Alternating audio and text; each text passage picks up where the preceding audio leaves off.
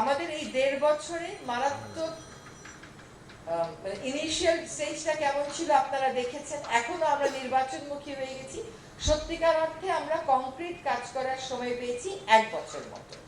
সেখানে আমরা নীতিতে যেটুকু পরিবর্তন আমাদের বিবেচনায় সঠিক মনে হয়েছে, অ্যাচিভেবল মনে হয়েছে, আমরা সেটা করেছি এবং সেটা করে বসে থাকি নাই, ওইটা রোল আউট করতেছি যে সরকারকে দিয়ে আমাদের কাজটা শুরু হোক। এখন যখন আমরা সচিবালয়ে নতুন ভবনের কথা তুলি তখন সেখানে কথা হচ্ছে যে সেটাকে 100% রিনিউয়েবল করা যায় কিনা, এগুলোর জন্য যে ইনভেস্টমেন্ট লাগে সেটা আমাদের রেডিলি অ্যাভেইলেবল কিনা।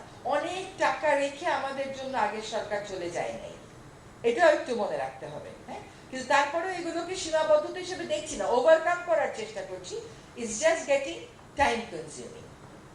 এই যে আপনারা বললেন যে বেসরকারীদের একটা অংশগ্রহণের ক্ষেত্র তৈরি করা, আমি বন্যপ্রাণী আইনে এরকম নেটওয়ার্ক করার একটা বিধান রাখছি, সেখানেও মুশকিল আছে, এটা কোনো স্ট্রেট ফরওয়ার্ড সমাধান না। যখন আমি চলে যাব আমার নেটওয়ার্কের মেম্বার হবে কে, মেহেদী হবে, ইফতি ভাই হবে, কারণ ওরা তো আমার বন্ধু। তো সেজন্যই আসলে নিরপেক্ষ লোক কতটুকু নেওয়া হবে আমরা বলে যেতে পারি, কিন্তু আমরা বলে গেলেই যে সেটা রাখবে, কিন্তু আমি আসলে অত গ্লুমি একটা ফিউচার মনে করি না। আমি এই জন্য মনে করি না যে মানুষ এখন বেরিয়ে গেছে না, মানুষ কথা বলছে, মানুষকে আবার আগের জায়গায় ফিরিয়ে নেওয়া, ভয় দেখানো আর মানুষ ভয় পেয়ে যাবে, আমার মনে হচ্ছে না বাস্তবতাটা আর আগের মতন হবে বলে। এটা আমি হয়তো একজন আশাবাদী মানুষ হিসাবে মনে করি। আমি যে ধরনের সমালোচনা দেখি এটা আমাকে আশা, বস্তুনিষ্ঠ যেগুলো দেখি, একটা হচ্ছে পার্সোনাল ক্যারেক্টার অ্যাসাসিনেশন, ওটা তো কোনো সমালোচনার মধ্যেই পড়ে না, ওটা নিয়ে আপনার টাইম নষ্ট করারও কোনো প্রয়োজন নেই। মাঝে মাঝে নিজের সম্পর্কে এমন সমালোচনা দেখি আমি নিজেই কনফিউজ হয়ে যাই, এটা আবার কবে হলো, মানে এমন তথ্যপত্র দিয়ে বলতে থাকতে যে তথ্যপত্র দিয়ে আরো বেশি করে বলে যেগুলো বেশি মিথ্যা। সো ইয়েস, আপনারা যদি সংস্কার কমিশন গুলো দেখেন, প্রতিটা সংস্কার কমিশনেই বেসরকারি লোকজন ছিল।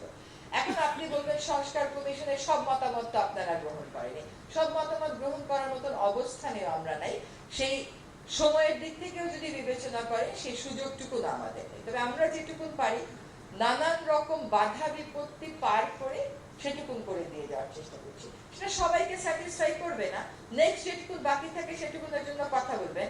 আমরা যদি সকল সমস্যার সমাধান করে দিয়ে যাই, আগামী সরকারই বা কি করবে, আমরাই বা কি করবো।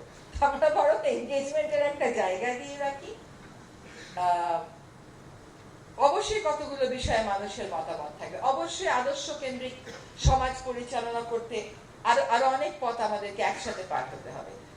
এখনো যখন আমাদেরকে বলে যে বিভিন্ন জায়গায় শিল্পপতিরা আমরা গ্যাস পাচ্ছি না, এখন মানুষ গ্যাস চায়, আপনি রিনিউয়েবল চান, রিনিউয়েবলের পথে উত্তরণে আমাদের যেটুকু সময় লাগবে সেটুকু সময় আমাদেরকে দিতে হবে, সেটুকু ইনভেস্টমেন্ট আমাদেরকে করতে হবে। এটা সরকারের প্রাধিকার হিসেবেই সরকারকে নিয়ে করতে হবে, কিন্তু রাতারাতি এই জাম্পটা করে ফেলা হয়তো সম্ভব হবে না। এবং রাতারাতি না করে আমরা একটা টার্গেট ফিক্স করে যদি একটা অ্যাকশন প্ল্যান করি, আমি শুধু জ্বালানিতে বলবো না, আমি বন অধিদপ্তরকেও বলেছি যে প্রত্যেকবার বলো 30% 40% বন করে ফেলাবা, আমাকে প্র্যাকটিক্যালি বলো যে কতটুকু পাবা।